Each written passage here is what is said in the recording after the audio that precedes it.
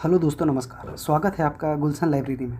आज के इस विशेष करंट अफेयर्स में हम अंतर्राष्ट्रीय मुद्दे यानी कि इंटरनेशनल संबंध या फिर इंटरनेशनल रिलेशन को समझेंगे और हम इसे डिकोड करने का प्रयास करेंगे कि हाल ही में भारत के प्रधानमंत्री नरेंद्र मोदी 8 से 10 जुलाई के बीच ऑस्ट्रेलिया के 3 दिवसीय आधिकारिक दौरे पर थे, जहाँ उन्होंने मेलबर्न में आयोजित तीसरे भारत और ऑस्ट्रेलिया शिखर सम्मेलन यानी कि 3rd annual India Australia annual summit में भाग लिया। यूपीएससी की दृष्टि से यह पीटी और मेंस दोनों के लिए बहुत ही इंपॉर्टेंट रहा है। तो आगे हम बात करते हैं कि जहाँ पे पिछले कुछ वर्षों में दोनों देश 3C यानी कि क्रिकेट, कैरी और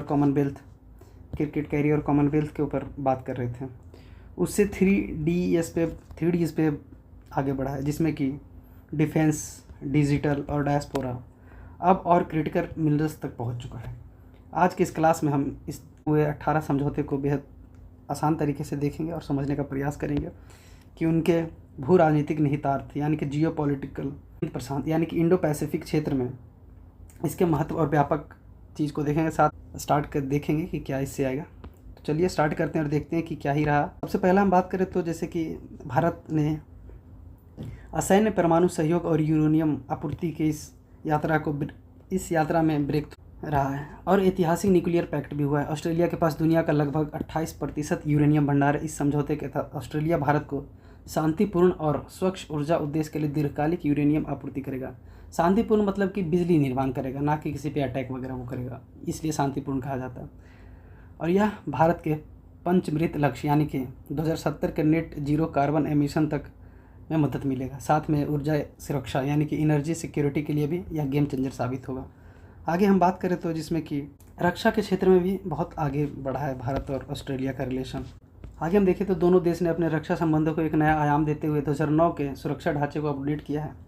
इसके तहत दोनों देश की सेनाएं बीच लॉजिस्टिक सहयोग को मजबूत करना और मर्चेंट शिपिंग की सुरक्षा के लिए वाइड शिपिंग इंफॉर्मेशन एक्सचेंज को और अधिक सुदृढ़ करना शामिल रहा है। इसमें हम बात करें जिसमें कि दोनों देशों के बीच काफ़ी रिलेशन आगे गया है। आगे हम गगनयान और यांत्रिक सहयोग भी दोनों देशों ने आपस में बात किया है। भारत के महत्वाकांक्षी मानव अंतरिक्ष मिशन गगनयान में के लिए ऑस्ट्रेलिया अपने कोकोस यानी कि किलिंग द्वीप को एक स्पेस टैकिंग टर्मिनल विकसित करने में भारत की मदद करेगा, जो भारत के अंतरिक्ष कार्यक्रम स्पेस डिप्लोमेसी के लिए बहुत बड़ी उपलब्धि रही है। आगे हम बात करें तो भारत आर्थिक और भू राजनीतिक निहितार्थ के बारे में बात करें, जिसमें कि आर्थिक व्यापार में वृद्धि होगी, महत्वपूर्ण खनिज और ऊर्जा सहयोग मिलेगा, जिसमें कि ऊर्जा सुरक्षा और हरित ऊर्जा संक्रमण में सहयोग, नवाचार में जैसे कि AI, क्वांटम टेक, साइबर सुरक्षा और रिसर्च एंड डेवलपमेंट में सहयोग मिलेगा, शिक्षा और कौशल के लिए विकास होगा, जिसमें कि छात्रों और शोधकर्ताओं और कौशल में विकास सहयोग मिलेगा, कृषि और खाद्य सुरक्षा होगी। भू राजनीतिक निहितार्थ की बात करें तो इंडो पैसिफिक क्षेत्र में शांति और स्थिरता बनाए रखने के लिए बेहद आवश्यक था। रणनीतिक और सुरक्षा सहयोग, रक्षा सहयोग होगा। बहुपक्षीय मंचों पर जैसे भारत को 8 G20, WTO और UN के साझा दृष्टिकोण को मायने रखता है। भारत भी अपने इन सभी को बहुत मद्देनज़र रखते हुए चलता है, इनके नियम कानून सभी चीज़ को देखते हुए आगे बढ़ता है। और ऑस्ट्रेलिया भी सेम ऐसे ही, दोनों डेमोक्रेटिक कंट्री है, तो अपने एक साथ आना बेहद आवश्यक था और ज़रूरी है कि दोनों देश आपस में सहयोग से काम कर रहे हैं। आपूर्ति श्रृंखला मजबूत होगी, जनसंपर्क से लोकतांत्रिक मूल्यों तक भी आगे बढ़ावा होगा। वही हम आगे बात करें तो इंडो पैसिफिक क्षेत्र में भी बहुत ज़रूरी था कि ये समझौता हो, जहाँ पे इंडिया क्वाड में भी शामिल है। दक्षिण चीन सागर और हिंद महासागर में भारत और ऑस्ट्रेलिया दोनों का साथ आना बेहद ज़रूरी था। दोनों देश को एक मुक्त और खुले और नियमित आधारित व्यापार के लिए जाना जाता है।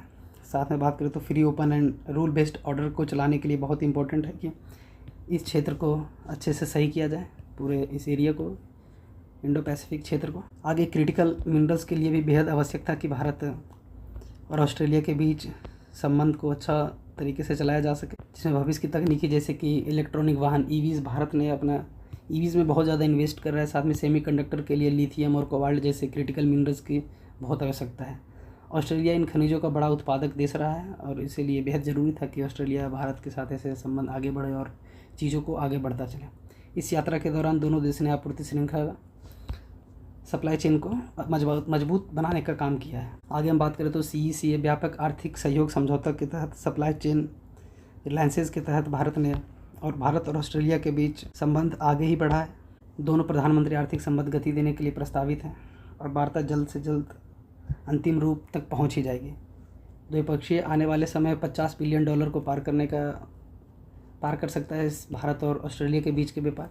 सांस्कृतिक कूटनीति और प्रवासी भारतीय के बारे में बात करें, क्योंकि ये बहुत ही ज़रूरी हो गया। आज विदेश में बहुत सारे ऐसे कंट्री में भारत का प्रवासी ऑलमोस्ट पाया ही जाता है, और क्रिकेट के लिए भारत और ऑस्ट्रेलिया दोनों ही बेहद एक महत्वपूर्ण देश है। आज के दौर में क्रिकेट इतना क्रेज़ बढ़ चुका है लोगों के बीच, और भारत ऑस्ट्रेलिया जैसे देश बहुत आगे आकर इसमें पार्टिसिपेट कर रहे हैं। मेलबर्न में मोदी इवेंट समिट हुआ, जिसमें कि बहुत भव्य तरीके से स्वागत हुआ। यहाँ पे 25,000 करीब भारतीय प्रवासी वहाँ पे संबोधित करने आए, पीएम मोदी से मिलने आए, और भारत के प्रधानमंत्री ने उन्हें संबोधित किया। भारत के प्रधानमंत्री ने उन्हें लिविंग ब्रिज यानी कि जीवित पुल बताया। वर्तमान में ऑस्ट्रेलिया में भारत के प्रवासी बहुत अधिक तीव्र गति से बढ़ रहे हैं, और साथ ही हम बात करें तो दूसरा सबसे अल्पसंख्यक समूह बनते जा रहे हैं।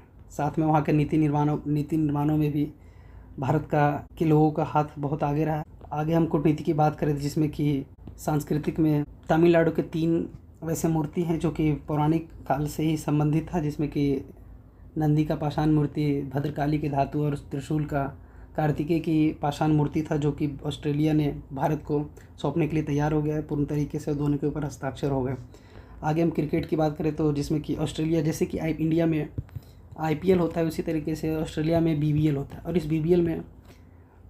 BBL का इस साल का पहला मैच जो कि भारत में खेला जाएगा, और ये इतिहास में पहली बार हुआ कि BBL किसी अन्य कंट्री में खेला जा रहा है, जो कि चेन्नई के ग्राउंड पे हो दिसंबर के महीने में। और आगे हम बात करें तो ऑस्ट्रेलिया के कुछ इंपॉर्टेंट चीज़ों को हम देख लेते हैं, जो कि क्या रहा है जोग्राफिकल कंडीशन से देख लेते हैं, तो जिसमें कि ये यहाँ पे ऑस्ट्रेलिया में 3 बहुत बड़े बड़े डिज़र्ट है, जो कि यहाँ पे गिब्सन है, विक्टोरिया, और यहाँ पे सैंडी डिज़र्ट है, और इसे तस्मानिया द्वीप कहा जाता है, और ये दोनों के बीच बास स्ट्रेट है।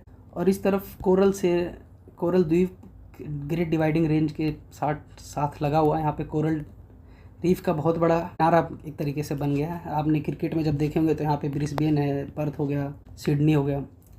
और स्टेट की बात करें तो क्वींसलैंड हो गया, न्यू साउथ वेल्स हो गया, southern Australia, northern Australia, western Australia, ये सभी चीज़ें ग्रेट ऑस्ट्रेलियन बाइट है। और इसकी राजधानी की बात करें जो कि कैनबरा है। इसकी सबसे हाईएस्ट ऊंचाई ऑस्ट्रेलिया के माउंट किस्को है, जो कि 7,308 फीट। साथ में इस वाले क्षेत्र में यहाँ पे लोहा का भंडार है यहाँ पे ऑस्ट्रेलिया के पास। और इस आयर द्वीप पे, यहाँ पे जो आयर द्वीप है, यहाँ पे भी लोहा है। आपने और किम्बरले की पठार के बारे में सुना होगा, किम्बरले प्लेटू, जहाँ की यहाँ पे यूरेनियम का मात्रा है। और यहाँ पे तस्मानिया द्वीप के पास ऑयल और गैस है, ऑस्ट्रेलिया के पास का बहुत बड़ा भंडार है यहाँ पे। साथ में इधर बात करें तो कोयला का भंडार है। इस पूरे क्षेत्र में कोयला ही पाया जाता है, और ये पूरा क्षेत्र कोरल से बना हुआ क्षेत्र है। ये सबसे बड़ा कोरल का एरिया ऑस्ट्रेलिया के पास ही है। तो आज के लिए इतना ही, बाकी मिलते हैं किसी नए करंट अफेयर्स के साथ। बाकी आप चैनल को सब्सक्राइब करें, लाइक करें, वीडियो को शेयर करें। तब तक के लिए थैंक यू, जय हिंद। हमने ऑलमोस्ट सारे इंपॉर्टेंट चीज़ों को कवर कर लिया है, और जोग्राफिकल के बारे में थोड़ा सा डिस्कस कर लिया है। हाँ, आपके लिए 2 प्रश्न हैं। आप कि हाल ही में भारत के किस अंतरिक्ष मिशन के लिए कोकोस किलिंग द्वीप यानी पर स्पेस ट्रैकिंग टर्मिनल विकसित करने का भारत और ऑस्ट्रेलिया के बीच सहमति बनी है? और ये मेंस की दृष्टि से भारत ऑस्ट्रेलिया व्यापक रणनीतिक साझेदारी केवल द्विपक्षीय व्यापार तक सीमित नहीं, बल्कि यह हिंद प्रशांत क्षेत्र सुरक्षा का एक अनिवार्य स्तंभ है। विश्लेषण कीजिए, कोशिश करिएगा, आप इसका लिखने का प्रयास करिएगा, और इसका आंसर अवश्य दे कमेंट बॉक्स में। थैंक यू, जय हिंद।